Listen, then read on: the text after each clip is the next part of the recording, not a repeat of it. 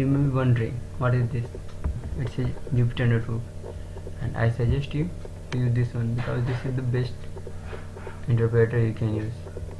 In any text editor, you have to write code and execute every time you need to make a new file, but here you can easily create multiple files again. And as you can see here, I will type anything. Here you can write anything. You can write text, you can write programs, you can write method, you can write function, you can write class, anything. So it is versatile. So I suggest you to use Jupyter Notebook for running a Python program. You can use any text editor, but I am using Canopy. Here you can see I am using Canopy, and you can download Canopy from Google. Just type Canopy, and it's a free source software, so you can download. I am using Python 3 for all the tutorials. If you have not downloaded Python 3, go to Google and just type Python 3, and then go to python.org, download Python 3 and Python 2. As you know that you all starts with hello world. Python is very simple and very powerful language. It is powerful because it has many frameworks available online.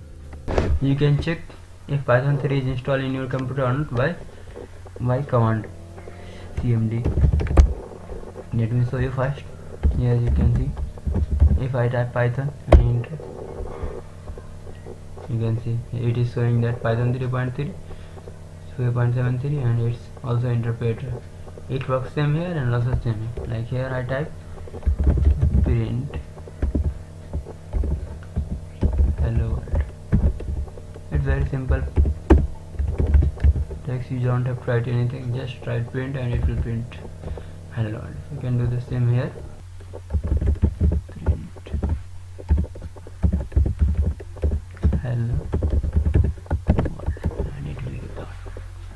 Okay, you can print anything. You can print your name like Alexa.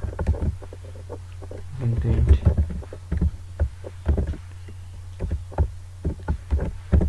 Python is simple.